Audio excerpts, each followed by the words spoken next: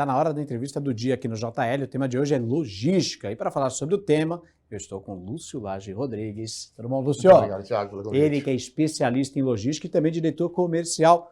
Boa tarde mais uma vez, seja bem-vindo ao Jornal Litoral. Boa tarde, muito obrigado, Thiago. É um prazer estar com vocês aqui. O prazer é todo nosso. Ô, Lúcio, vamos falar sobre logística de importações. Nós temos um parceiro comercial enorme, a China, a segunda maior economia do planeta. Temos os Estados Unidos como nosso segundo maior parceiro, a maior economia desse planeta. Eu queria saber, então, qual a importância do planejamento para os empresários que desejam, por exemplo, importar produtos?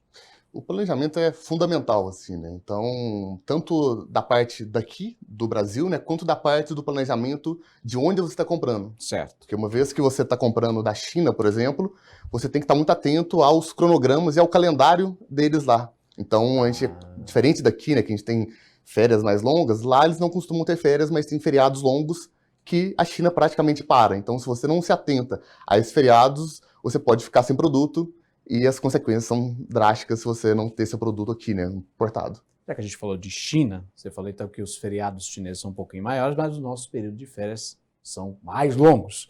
Eu queria saber qual é a duração média do período de produção de uma carga lá na China. A gente diz que, em média, assim, uma produção na China dura uns 30 dias, mais ou menos. 30 dias? Depende do produto. Se a gente jogar para a parte mais têxtil, né, de confecção, isso se estende até para uns 60 dias, né? Uma vez que é um trabalho bem mais manual e diferente de outros produtos que são mais mecanizados. Mas, de média, uma produção na China dura uns 30 dias, mais ou menos. Vou fazer uma data comemorativa importante, né, para eles. Então, quais são as datas, então, do Ano Novo Chinês, em 2024? E como isso afeta as operações de logística na China? Diferente da gente aqui, né, que tem um ano novo convencional, da virada do ano, né, que tem um Natal, em que o país para, basicamente, as empresas, os trabalhadores voltam para suas terras para comemorar com a família, lá é um feriado que obedece, não é data fixa todos os anos, obedece o calendário lunar. Então, em 2024, por exemplo, acontece do dia 10 ao dia 17 de fevereiro.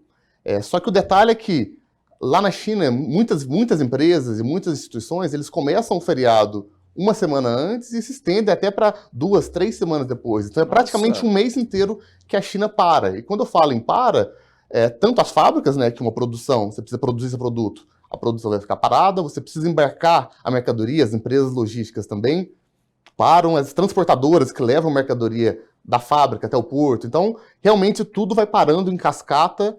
E daí tá tudo essa consequência, né? De se você não se programar, chances são de que você pode ficar um mês ou mais sem produto, né? Então, se você não se programou para embarcar sua mercadoria antes que começasse o Ano Novo Chinês, então, por exemplo, agora em janeiro, né?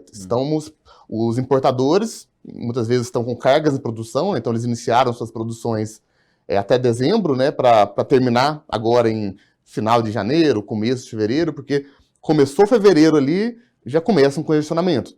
Isso o mercado inteiro de logística se movimenta, né? Então, o volume aumenta muito, então fica mais difícil você conseguir um espaço no navio, e os preços do frete tendem a subir também. Então, isso impacta no cronograma e nos custos da operação também. Isso é engraçado, né? Porque a China parece tão distante, tem uma cultura tão diferente da nossa, né? E eu queria saber, uma curiosidade, como é que vocês estudam tudo isso? Como é que funciona o trabalho de vocês? Vamos saber como funciona lá na China. 2024 acabou de iniciar para a gente, mas lá é um pouco diferente. Como é que se trabalha esse processo todo? A gente tem um trabalho de mapeamento e acompanhamento do processo como um todo, né? Então, uma vez que a gente tem a nossa estrutura lá na China, então, eu morei um tempo lá, meu sócio morou mais de 12 anos lá, a gente fez o caminho inverso, né? A gente começou lá na China e a gente veio para o Brasil depois para ampliar. Então, desde a China a gente já atendia clientes no Brasil, a gente foi ampliando a estrutura, mas é um trabalho desde a mapear os fornecedores lá, então, tanto levando os empresários para a China, a gente é a empresa hoje que mais leva empresas para as feiras de negócios lá para buscar produtos, né? Então tem uma feira importante lá, que é a Canton Fair, que é a feira de Cantão, que é a maior feira do mundo de negócios, multissetorial.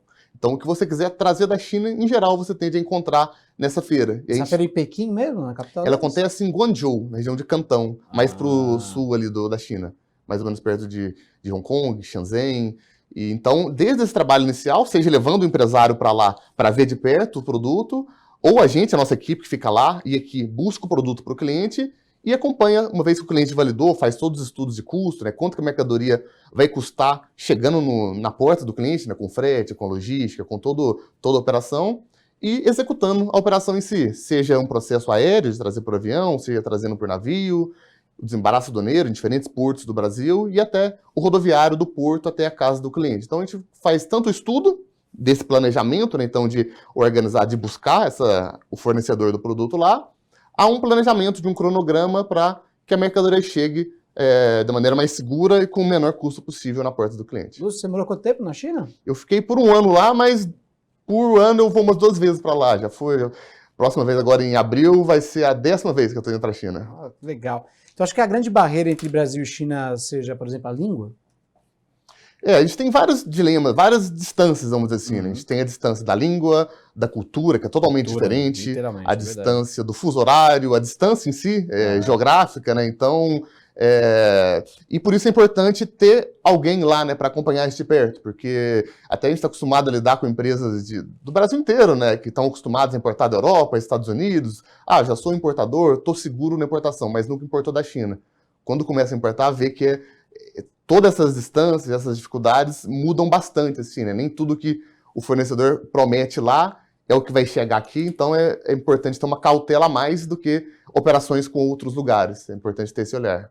Perspectivas para 2024, importações, exportações, como é que está essa negociação com a China? Vai continuar a bombar? Como é que está isso aí? Ah, sim, o ano começou, ano passado foi um ano que a gente teve menos importações, né? Foi um ano que teve uma balança comercial favorável ao Brasil, então as exportações aumentaram bastante, ao passo que as importações caíram uns 11% mais ou menos, mas o ano já começou numa crescente, assim. Então, dados da primeira semana de janeiro, por exemplo, a gente já vê um aumento nas importações de quase 40%. Então, assim, o primeiro estalo, assim, comparado com a primeira semana de janeiro do ano passado, né? Então, a gente tem perspectivas de que isso tende a aumentar e boas chances, assim, de aumentar o mercado e quem estiver olhando para a China como fornecedor tende a sair na frente. Ao passo que, tanto que vários outros setores estão caminhando para isso, né? Toda a parte dos carros elétricos estão vindo com tudo para cá agora, então muita coisa tem mudado. Saiu aquela visão de que a China é aquele produtor de produto barato e de má qualidade, né? O do Xing Ling,